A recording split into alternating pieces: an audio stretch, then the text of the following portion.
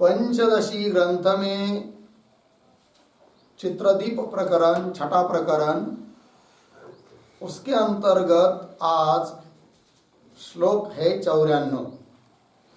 उस 94 नंबर के श्लोक की अवतरणिका को देखिए।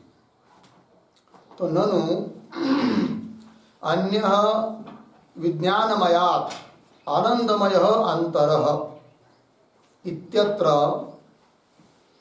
आनंदमयस्य आत्मत्वम् उक्तम्।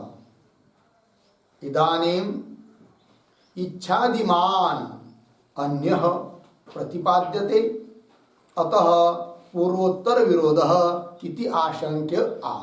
ठीक है, तो बात ये चल रही है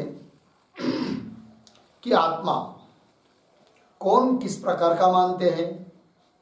तो उसमें नंबर आया था प्रभाकर मतानुयायी और नैयायिकादि। तो उन लोगों ने कहा था श्लोक नंबर 77 में, क्या 77 में ना, हाँ, अन्य विज्ञानमयतः आनंदमय अंतरः अस्ति इत्येव उपलब्धव्य इति वैदिक दर्शनम। तो वैदिक दर्शनम करके नैयायिक प्रभाकर भट्ट इत्यादि को का मत है ये। तो उन्होंने कहा था कि विज्ञानमय से भी भिन्न और उससे भी अंदर जो है आनंदमय, वही क्या है, आत्मा है, ये उन लोगों ने कहा। अब पूर्व पक्षी शंका कर रहा है कि इन प्रभाकर इत्यादि को ने तो आनंदमय को आत्मा कहा श्लोक नंबर 77 में।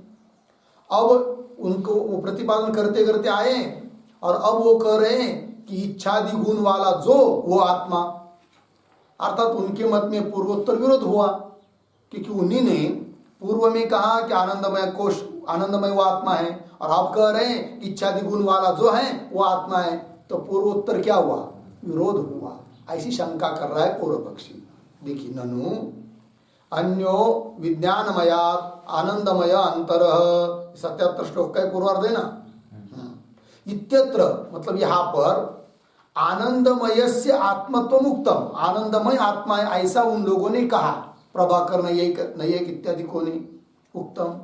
और इदानीम अब तो इच्छादिमान अन्य, अन्य मतलब आनंदमय से भिन्न, कि जो इच्छादि गुण वाला है वो आत्मा है ऐसा कह रहे हैं।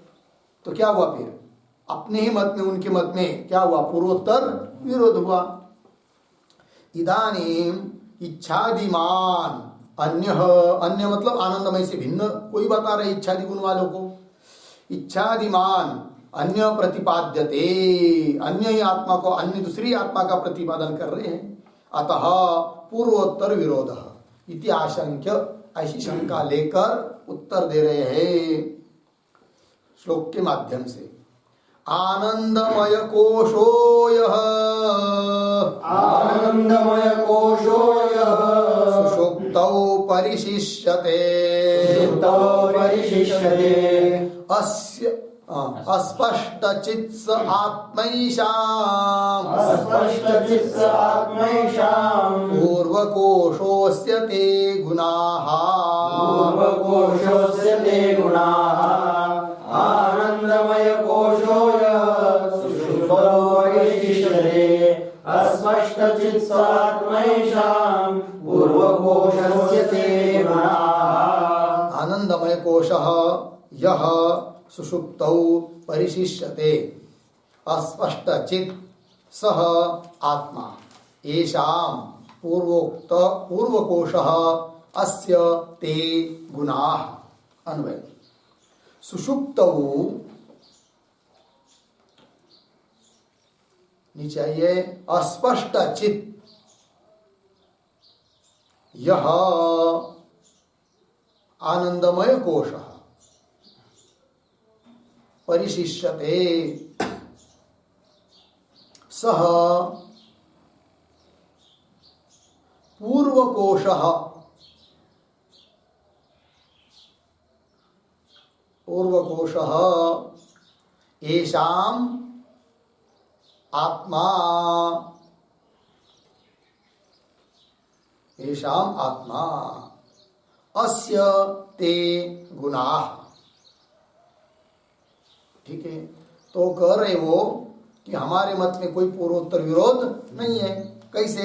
देखिए, तो सुषुप्ति अवस्था में अस्पष्ट चित्त, जिस चित्त का ज्ञान का स्पष्ट रूप प्रतीत होता नहीं है, अस्पष्ट चित्त, ऐसा जो आनंदमय कोश, कब? सुषुप्ति में अनुभव में आने वाला जो अस्पष्ट ज्ञान स्वरूप आनंदमय कोश परिशिष्यते, अवशेष रहता है, बचता है, वह अवश्य परिशिष्यते।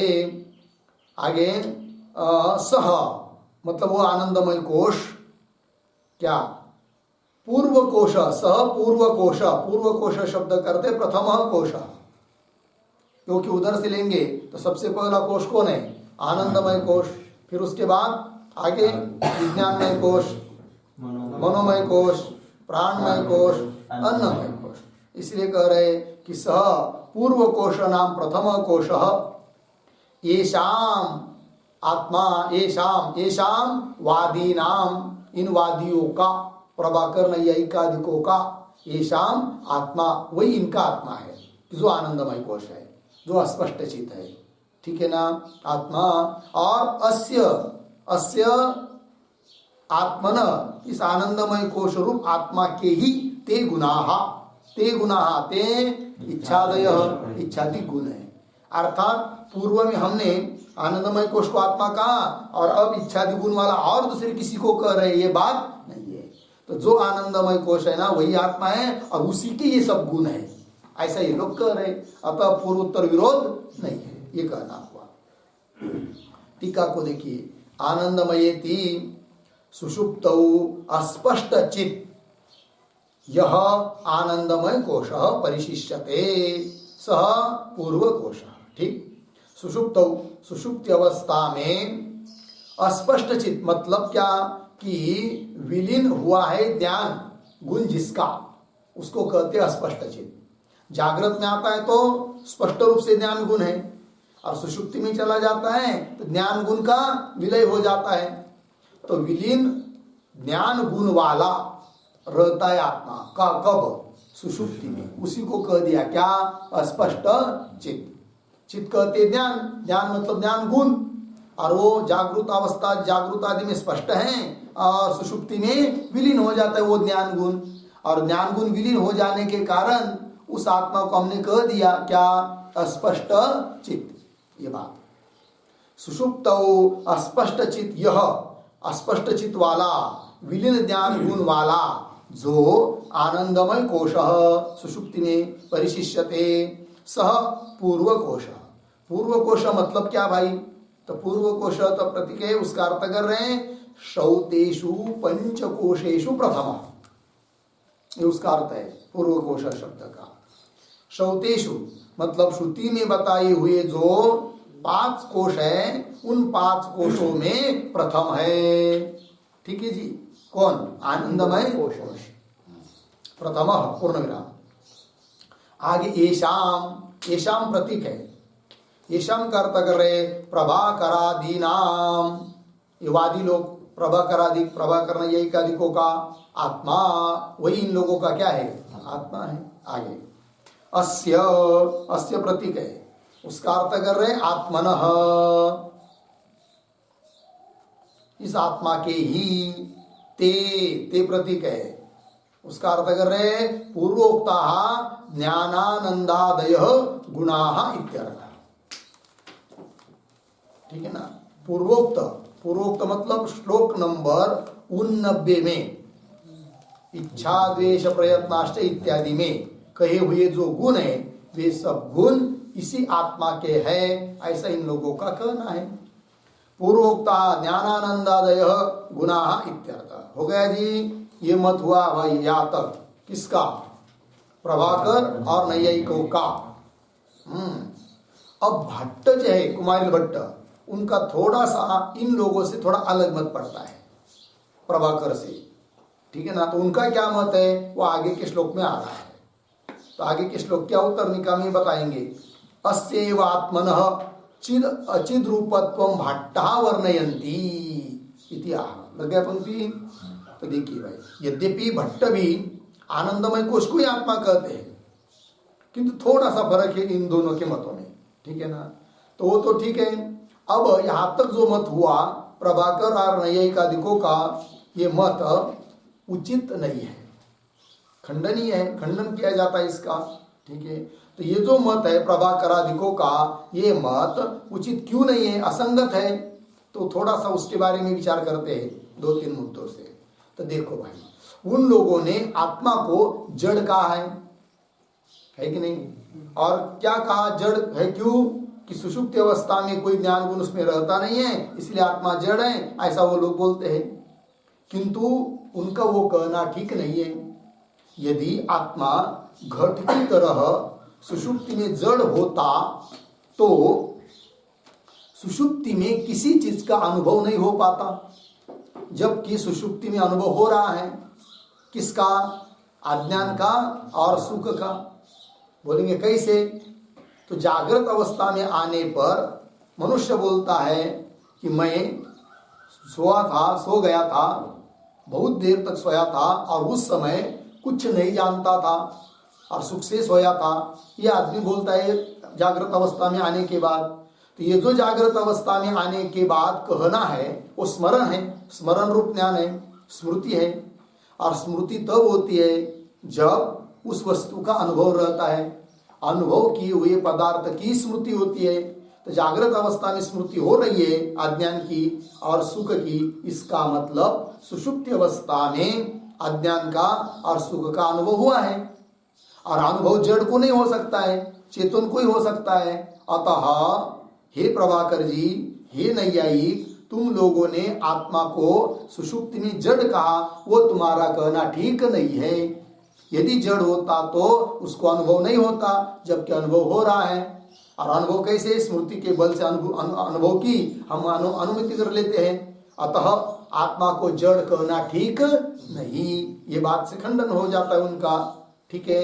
एक बात ये हो गई। दूसरी बात, उन लोगों ने आत्मा को गुण वाला माना, इच्छा द्वेष प्रयत्न आदि आदि करके ज्ञान आदि गुण वाला माना है। किंतु श्रुति ने तो आत्मा को निर्गुण रूप से वर्णन किया है। तो जिन श्रुतियों ने आत्मा को निर्गुण बताया, उस श्रुतियों के साथ विरोध आता है इन लोगों के मत का। अतः इन लोगों का मत अर्थात प्रभाकरादिकों का मत उचित नहीं है, श्रुति के साथ विरुद्ध होने के कारण। ये दूसरी बात हो गई। तीसरी बात, उन लोगों ने इच्छादि गुण किसके माने हैं? आत्मा के माने हैं। किंतु वेदांत मत में वे सब गुण अंतकरण के हैं, आत्मा के नहीं है। भ्रम के कारण आत्मा भी प्रतीत हो रहे हैं, किंतु आत्मा के नहीं है, अंतकरण के हैं। तो बोलेंगे कैसे अंतकरण के हैं? तो देखो भाई, इच्छा वगैरह, इच्छा द्वेष प्रयत्न, ये सब जागृत अवस्था में होते हैं कि सुषुप्ति में होते हैं? जागृत में होते हैं, सोने के बाद कुछ नहीं। और अंतकरण की विद्यमानता जागृत में होती है या सुषुप्ति में होती है? जागृत में ही अंतकरण है, अर्थात मन है, अंतकरण है। सुषुप्ति में तो लीन हो जाता है अविद्या में। तो ये जहां अंतकरण है वह इच्छादि गुण की प्रतीति है जागृत में। और जिस समय क्या अंतकरण नहीं है, उस समय इच्छादि गुण की प्रतीति नहीं है। इससे सिद्ध होता है कि इच्छादि गुण ये सब अंतकरण के धर्म है, आत्मा के नहीं। जबकि प्रभाकर इत्यादिकों ने, नैयायिकादिकों ने आत्मा के गुण माने हैं। अतः इनका मत ठीक नहीं है। इस मुद्दे से भी उनका खंडन हो गया। ठीक है जी, हो गया इतना। और एक बात, उन लोगों ने आत्मा को कैसा माना है? नाना माना है, अनेक माने आत्मा, एक आत्मा नहीं है कि नहीं? और आत्मा के दो भेद किए ना, आत्मा परमात्मा, मतलब जीवात्मा परमात्मा, और जीवात्मा नाना माने हैं। और प्रत्येक आत्मा कैसा माना है? विभू। तो जीवात्मा कितने हुए? बहुत सारे हुए। और प्रत्येक जीवात्मा कैसा है? विभू है। तो गड़बड़ क्या होगी फिर? तो देखो भाई, विभू किसको कहते हैं? सर्व मूर्त द्रव्य संयोगित्व विभुत्व। मूर्त द्रव्यों के साथ जिनका संयोग होता है उनको कहते क्या? विभू। और मूर्त किसको कहते हैं? क्रियावत्वम मूर्तत्वम। जिसमें क्रिया होती है उसको मूर्त बोलते हैं। तो देह भी मूर्त है क्योंकि देह में क्रिया होती है, मन भी मूर्त है क्योंकि उसमें भी क्रिया होती है, और सभी मूर्तों के साथ जिसका संयोग होता है उसको कहते विभू। इसका मतलब हम लोगों का जो देह है उस देह के साथ और मन के साथ क्या संयोग आत्मा का होगा। और कौन से आत्मा का होगा? आत्मा कितने माने हैं? बहुत सारे, और प्रत्येक आत्मा कैसा माना है? विभू। अर्थात एक एक व्यक्ति के देह के साथ और एक एक व्यक्ति का जो मन है, जैसे देवदत्त का मन और देवदत्त का शरीर, उसके साथ सभी आत्मा का मानना पड़ेगा क्या? संयोग। यज्ञदत्त का जो शरीर है और यज्ञदत्त का जो मन है उसके साथ भी सभी आत्माओं का क्या मानना पड़ेगा? संयोग। इस प्रकार सभी के शरीर के साथ, सभी के मन के साथ सभी आत्माओं का संयोग मानना पड़ेगा, है कि नहीं? क्योंकि विभू की परिभाषा ही की है, किया है क्या? सर्वमूर्त द्रव्य संयोगित्वम विभुत्वम। अब यदि सभी के देहों के साथ, सभी के मन के साथ यदि सभी आत्माओं का संबंध मानेंगे तो कौन देह किस आत्मा का है, कौन मन किस आत्मा का है, समझ में आएगा? सब गड़बड़ हो जाएगी। किस मन का, किस आत्मा का, क्या ही नहीं, कौन देह किसका है, तो सब बोलेंगे ये देह मेरा, ये देह मेरा, ऐसा गड़बड़ होनी चाहिए। और मन भी भिन्न भिन्न है, लेकिन सबका सभी आत्माओं का संबंध होगा किसके साथ? मन के साथ। तो किसका कौन सा मन है, किसका कौन सा देह है, और उस देह और मन के द्वारा होने वाले कर्म किस आत्मा के हैं, क्योंकि उन्होंने कर्ता माना है आत्मा को और भोक्ता माना है, फिर उसका भोग किस आत्मा को होगा, ये सब गड़बड़ ही गड़बड़ हो जाती है। किनके मत में? प्रभाकर और नैयायिकादिकों के मत में, क्योंकि उन्होंने आत्मा को नाना मानकर विभू माना है, इसलिए उनका मत कहना ठीक नहीं है। हाँ, विभू मानने पर यदि उन्होंने नाना नहीं कहे होते, ये कई आत्मा का होता, तब तो कुछ बात हो सकती थी प्रक्रिया करके, उपाधि आदि बताकर, किंतु ऐसा तो उन्होंने कहा नहीं है, इसलिए प्रभाकर और नैयायिकादिकों का मत उचित नहीं है। इस रीति से खंडन हो जाता है किनका? प्रभाकर और नैयायिकादिकों का। होगा इतना। इसी के अनुसार इनका भी खंडन हो जाएगा फिर भट्ट का। किंतु प्रभाकर और भट्ट इनके मत में थोड़ा सा अंतर है, क्या है वो बता रहे हैं। अब 95 नंबर के श्लोक की अवतरणिका को देखिए। अस्य एव आत्मनः चित् अचित् रूपत्वं भट्टाः वर्णयन्ति इति आह। ठीक, अस्य एव, अस्य आनंदमयस्य, क्योंकि आनंदमय कोश को आत्मा कहा है ना उन लोगों ने, तो अस्य मतलब आनंदमयस्य आत्मनः। अस्य एव आत्मनः, आत्मन तो शब्द आया ही है, अस्य एव मतलब आनंदमयस्य एव आत्मनः, आनंदमय स्वरूप वही आत्मा है। और वो कैसा है भाई? चित अचित रूप है, मतलब जड़ चेतन है, कुछ जड़ है कुछ चेतन है, ऐसा वो कहते हैं। कौन? भट्टा। भट्टा मतलब कुमारिल भट्टा, जो कि मीमांसा के आचार्य है। वर्णयन्ति इत्या गूढ़ं चैतन्यमुत्प्रेक्ष जड़बोध स्वरूपता आत्मनो ब्रुवते भाट्टा चिदुत्प्रेक्षोत्थित स्मृतेः गूढ़ं चैतन्यमुत्प्रेक्ष्य जडबोधस्वरूपताम् आत्मनो ब्रुवते भाट्टा चिदुत्प्रेक्षोत्थितः स्मृतेः।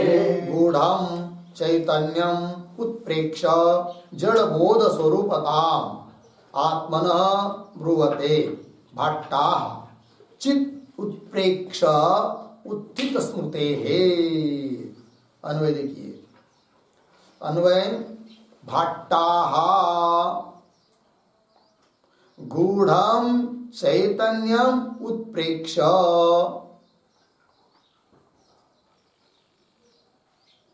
हो गया, नीचे आइए। आत्मनः जड़बोध स्वरूपताम ब्रुवते,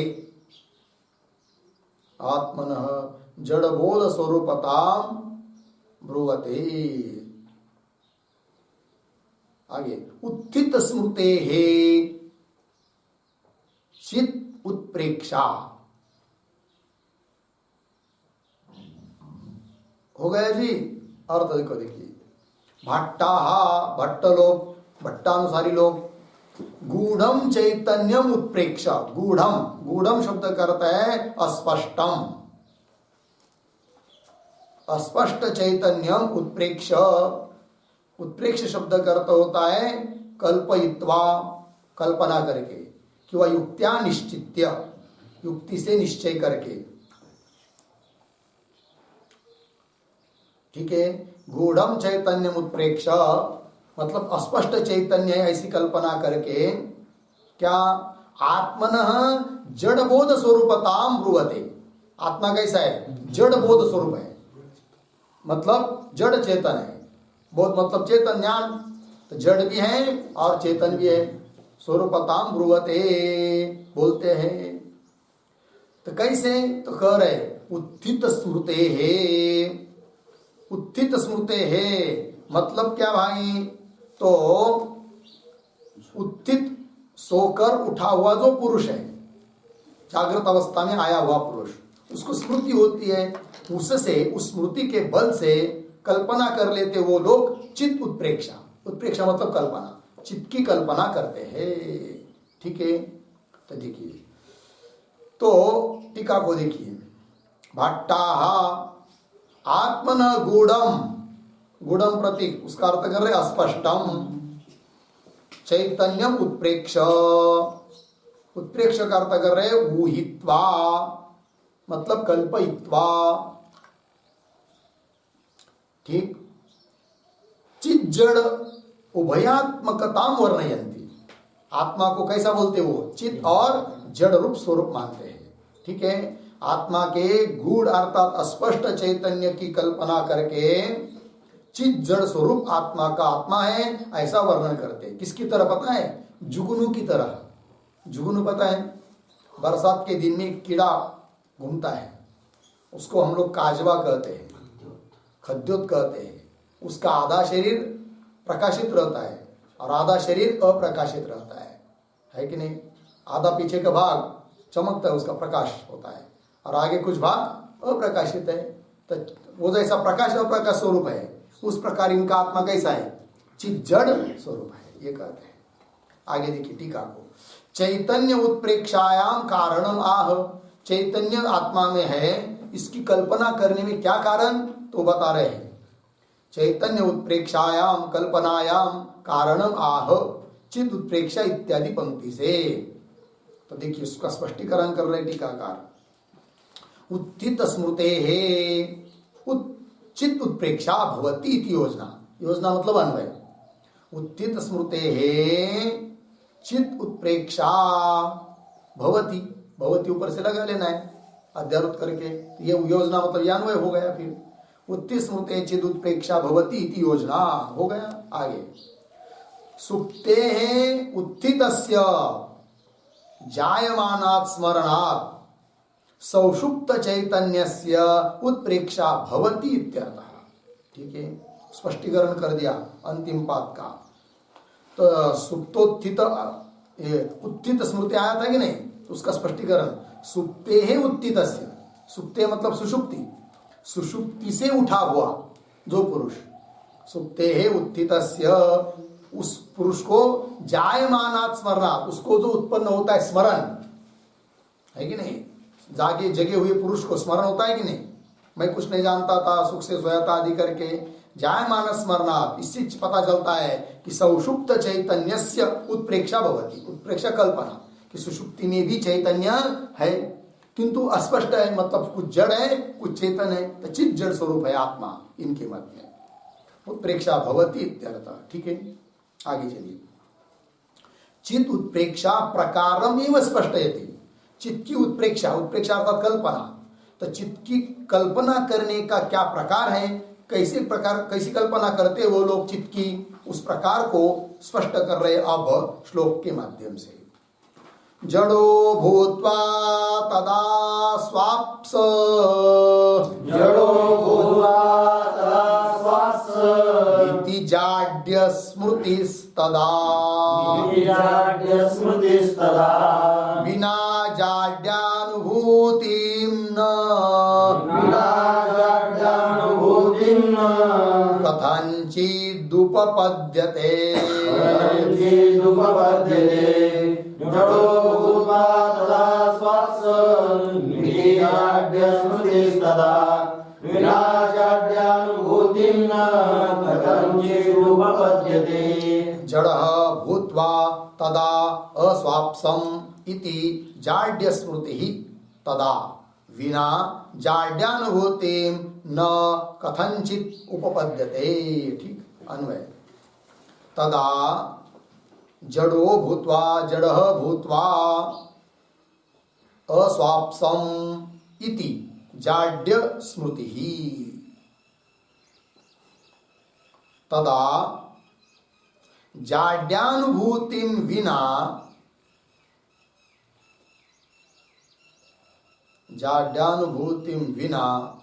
कथंचित न उपपद्यते। ठीक है, देखिए भैया तदा मतलब सुषुप्ति काल में है कि नहीं, तो क्या होता है, जड़ो भूत्वा अस्वाप्सम, वो जगा हुआ मतलब जागृत अवस्था में आया हुआ पुरुष बोलता है कि तदा उस समय सुषुप्ति में मैं जड़ो भूत्वा अस्वाप्सम, जड़ होकर सोया था, ऐसा बोलता है। इति जाड्य स्मृति, ये क्या होती है, जाड्यता की स्मृति, जड़ होकर सोया था, इसका मतलब जड़ता की स्मृति हो रही है अभी, है कि नहीं, जाड्य स्मृति ही। तदा तब तो जाड्यानुभूति बिना कथंचित न उपपद्यते, स्मृति हो रही है, और स्मृति कब होती है, कैसी होती है, अनुभूत पदार्थ की स्मृति होती है।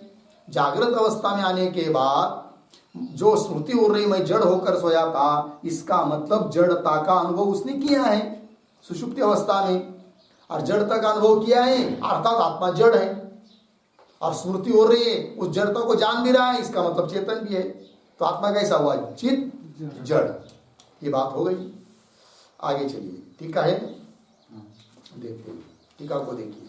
जड़ो भूत्वा इति तदा, तदा प्रतीक है, तदा का अर्थ कर दिया सुषुप्ति काले, सुषुप्ति अवस्था में।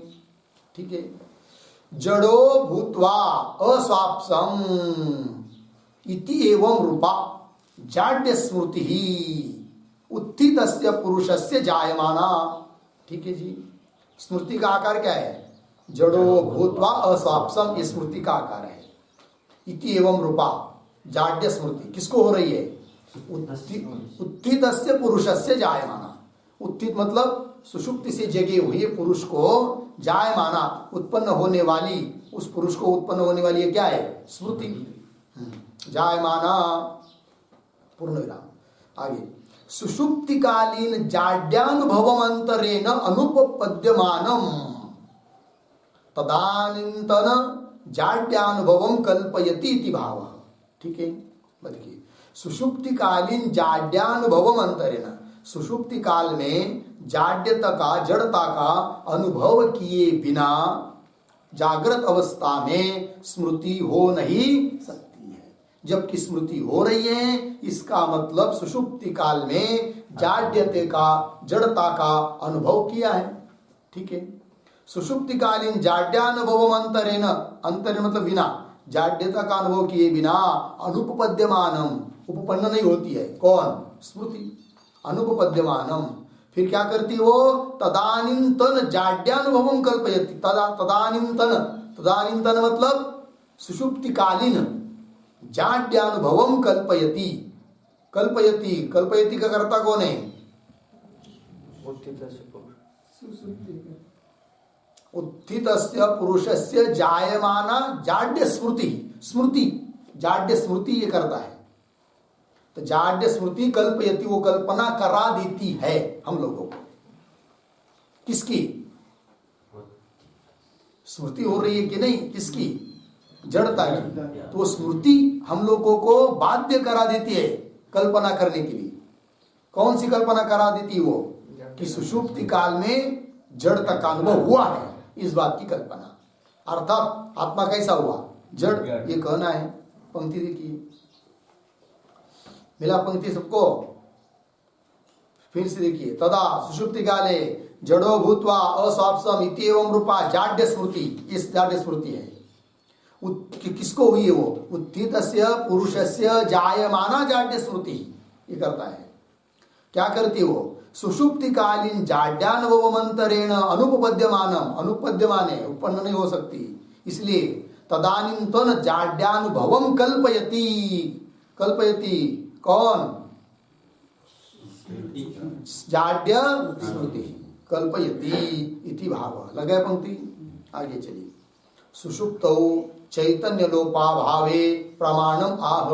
तो बोल रहे भाई सुषुप्त अवस्था में चैतन्य का लोप हो जाता है।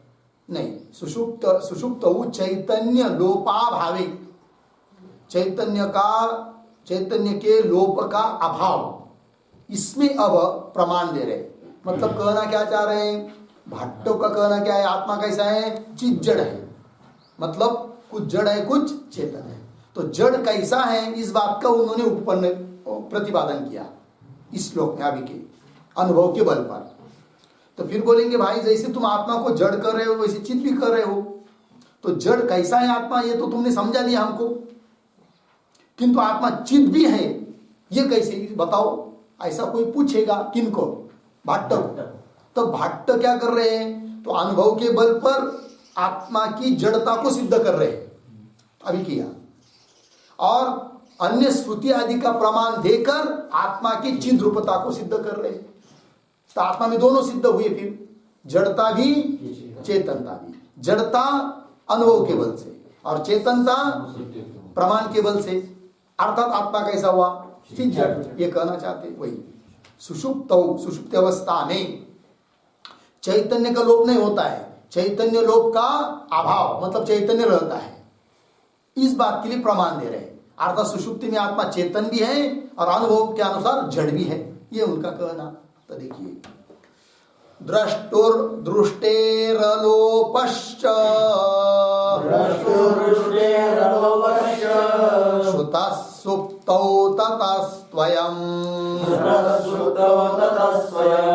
अप्रकाश प्रकाशाभ्याम् आत्मा खद्योतवद्युतः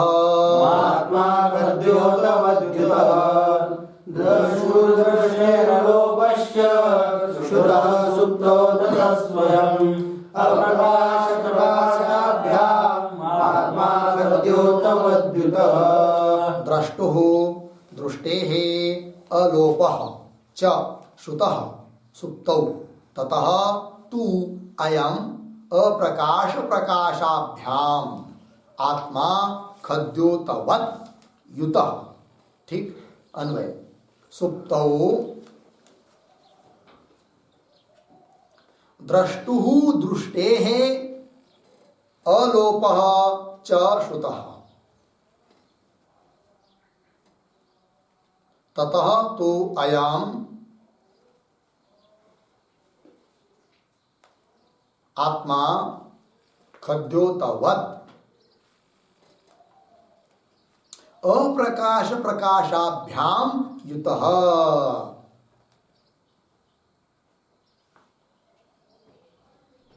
ठीक, अर्थ सुप्तौ सुषुप्ति अवस्था में द्रष्टुः दृष्टे अलोपः श्रुतः। द्रष्टुः मतलब जो दृष्टा है उस दृष्टा के दृष्टि का, दृष्टि मतलब ज्ञान, दृष्टा के दृष्टि का अलोप, लोप नहीं होता है, ऐसा श्रुति ने बताया है। ठीक, ततः इससे क्या होगा फिर? ततः तु अयम् आत्मा, यह आत्मा कैसा हुआ? अप्रकाश प्रकाशाभ्याम खद्योतवत्, खद्योत की तरह अप्रकाश प्रकाशाभ्याम युतः। युतः शब्द का अर्थ होता है युक्त। प्रकाश और अप्रकाश इन दोनों से युक्त है कौन? आत्मा। किसकी तरह? खद्योत की तरह, ये लोग कह रहे। ठीक है, टीका को देखिए। द्रष्टुरीति, तो वो जो द्रष्टु दृष्टि अलोप आया था ना, उससे श्रुति का उल्लेख किया है। तो कौन श्रुति बताना चाहते हैं वो लोग, तो उसको बता रहे अभी। नहीं द्रष्टु दृष्टेर विपरिलोपः विद्यते अविनाशित्वात्, ये बृहदारण्यक उपनिषद की श्रुति है। इति श्रुतौ, इस श्रुति में क्या कहा है भाई? तो आगे द्रष्टु आत्मन, द्रष्टु प्रतीक है, उसका अर्थ कर दिया आत्मन। स्वरूपभूताया, उस आत्मा का जो स्वरूपभूत कौन, दृष्टे है, लोपः न विद्यते। क्यों? विनाश रहित स्वभावत्वा, ये कह दिया। फिर से देखिए टीका को, श्रुति दिया है नहीं द्रष्टु दृष्टे विपरिलोप। विपरिलोप शब्द का अर्थ होता है नाश। विपरिलोप शब्द का अर्थ क्या है? नाश। क्या अर्थ हुआ फिर? द्रष्टु दृष्टे विपरिलोप नहीं विद्यते, ऐसा है। द्रष्टु दृष्टे विपरिलोप नहीं विद्यते। दृष्टा के दृष्टि का अर्थात ज्ञान का विपरिलोप अर्थात नाश नहीं विद्यते, नहीं होता है। क्यों? अविनाशी, अविनाशी होने के कारण। ठीक है। इति श्रुतौ, इस श्रुति में क्या बताया?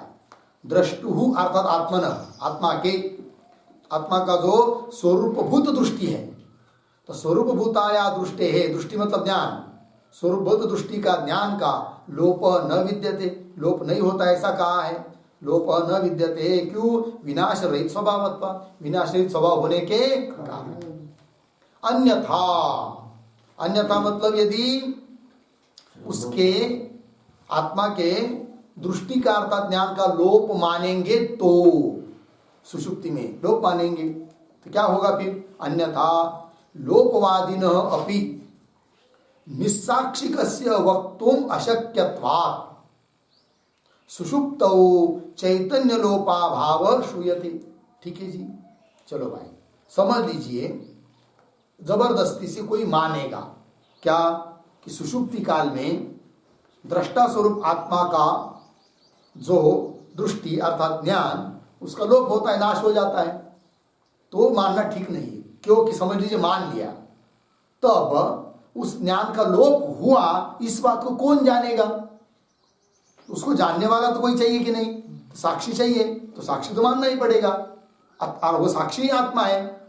अतः उस लोपवादी को भी निस्साक्षिक लोप की सिद्धि वो कर नहीं सकते, उनको भी साक्षी मानना पड़ता है। कुल मिलाकर तात्पर्य क्या कि उस दृष्टा के दृष्टि का लोप होता नहीं है। कब? सुषुप्ति में। वही दिया अन्यथा। अन्यथा शब्द का क्या अर्थ? यदि आत्मा के ज्ञान का लोप मानेंगे तो लोपवादी न अपि, जो लोप मानते हैं, नाश मानते हैं, उनको भी निस्साक्षिकस्य वक्तुम अशक्यत्वात्, निस्साक्षिक साक्षी रहित ऐसे लोप का कथन वो कर नहीं सकते। तो निस्साक्षिकस्य कस्य लोपस्य, निस्साक्षिकस्य शब्द से क्या लेना है? लोपस्य, मतलब साक्षी रहित लोप का वक्तुम कथन अशक्यत्वात्, कथन कर नहीं सकते हैं, अशक्यत्वात्। सुषुप्तौ चैतन्य लोपाभाव, इसलिए सुषुप्ति में चैतन्य के लोप का क्या है? अभाव। अर्थात सुषुप्ति में भी चैतन्य रहता है। कौन बता रही है? श्रुति। और अनुभव बता रहा है क्या? जड़ता। अर्थात आत्मा कैसा हुआ? चित जड़। हाँ, चैतन्य लोपाभाव श्रूयते। लगा इतना पंक्ति?